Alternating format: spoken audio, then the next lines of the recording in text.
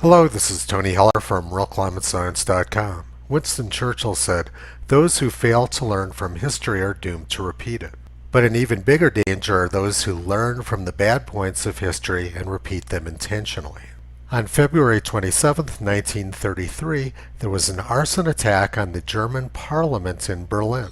It occurred exactly 4 weeks after Adolf Hitler was sworn in as the Chancellor of Germany.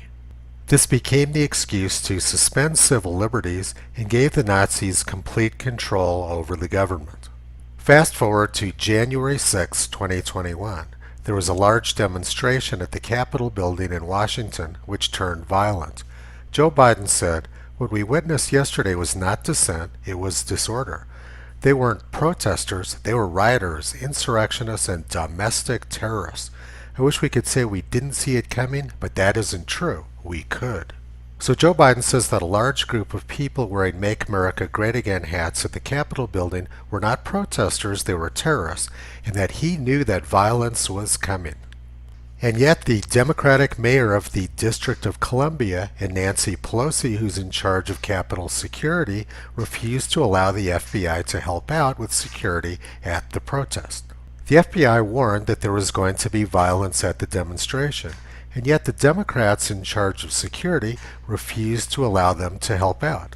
And then when the violence began, the police just stood there and didn't attempt to stop it. Why are you letting this happen? Why haven't you called for backup? Where is your backup? This is our damn Capitol building, and y'all are letting it get destroyed on your watch. Fuck all of you. Call for backup. Get some help down here. And if they don't want to get you fucking backup, they obviously don't give a shit about you. These people want blood. Joe Biden says that he knew violence was coming, but the Democrats in charge of security refused the help they needed to prevent it from happening. Then the story quickly morphed. It became that President Donald Trump, commander-in-chief of the largest military in the world, attempted to overthrow his own government using some unarmed guy wearing a buffalo hat. Hey! Fucking hey, man. Glad to see you guys. You guys are fucking patriots. Look at this guy. He's got covered in blood. God bless you. Yes. You good, sir? You need medical attention? I'm good, thank you. All right.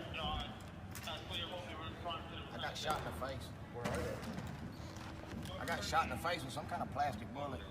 Any chance I could get you guys to leave the Senate wing? We will. I've been making sure they ain't disrespecting the place. Okay, just want to let you guys know, this is like the sacredest place. I know, hey. That didn't look very much like an armed insurrection by people who were trying to overthrow the government. And yet it quickly became the excuse to silence the President of the United States and turn Washington, D.C. into an armed fortress. We have no idea who the people were who actually started the violence at the Capitol. But it quickly became the excuse for martial law and suspension of civil liberties. Suddenly every Republican in the country became a potential terrorist. The mob that stormed the Capitol on January 6 to try to stop Congress from carrying out its constitutional responsibilities were behaving like domestic enemies of our country. But let's be clear. The John Brennans, Adam Schiffs, and the oligarchs in big tech who are trying to undermine our constitutionally protected rights and turn our country into a police state with KGB-style surveillance are also domestic enemies, and much more powerful and therefore dangerous than the mob that stormed the Capitol. Democrats have been inciting violence and insurrection since the first day of the Trump presidency, and the press described it as mostly peaceful protests. I just don't even know why there aren't uprisings all over the country, and maybe there will be. People need to start taking to the streets. This is a dictator. You know, there needs to be unrest in the streets for as long as there's unrest in our lives. Enemies of the state. Show me where it says that protests are supposed to be polite and peaceful. Do something about your dad's immigration practices, you feckless. When they go low, we kick them. How do you resist the temptation to run up and wring her neck? The biggest terror threat in this country is white men, most of them radicalized to the right. I thought he should have punched him in the face. I said, even if you lost, he insulted your wife. Yes. He came down the escalator and called Mexicans rapists and murderers. He said, well, what do you think I should have done? I said, I think you should have punched him in the face and then gotten out of the race. You would have been a hero. I'd like to punch him in the face. I said if we were in high school, I'd take him behind the gym and beat the hell out of him. Punch some people in the face! When was the last time an actor assassinated a president? They're still going to have to go out and put a bullet in Donald Trump, and that's a fact. Look as his character is stabbed to death. Where is John Wilkes Booth when you need him? I have thought an awful lot about blowing up the White House. A Missouri state senator is under investigation by the Secret Service after saying she hopes President Trump is assassinated. I will go and take Trump out tonight. And if you see anybody from that cabinet in a restaurant, in a department store, at a gasoline station, you get out and you create a crowd. And you push back on them. And you tell them they're not welcome anymore, anywhere.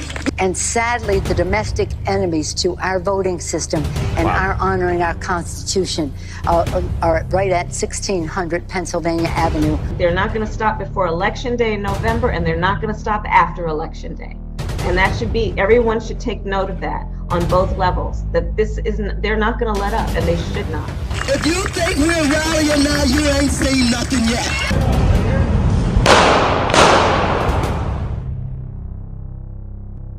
But now the press says that every Trump supporter in the country is a potential terrorist. This is not only out of the playbook of 1933, but it's very similar to what happened after the attack on the World Trade Center in 2001. Suddenly, every Muslim in the country became a potential terrorist because of the actions of a few. CARE was founded after 9/11 because they recognized that some people did something and that all of us were starting to lose access to our civil liberties. The bottom line is that the military-industrial complex wants conflict and they want war. Biden is shutting down the U.S. energy industry, which will inevitably bring us back to war in the Middle East. And he's using his own version of the Reichstag fire to establish a police state in the United States. On the 28th of February 1933, President Hindenburg signed the emergency decree for the protection of the German people.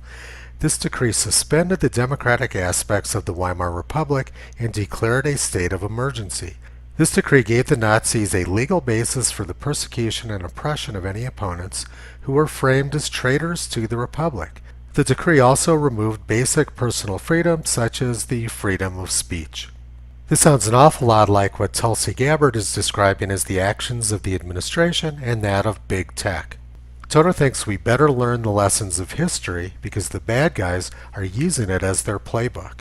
You can visit Toto and Kyrie on the web at realclimatescience.com.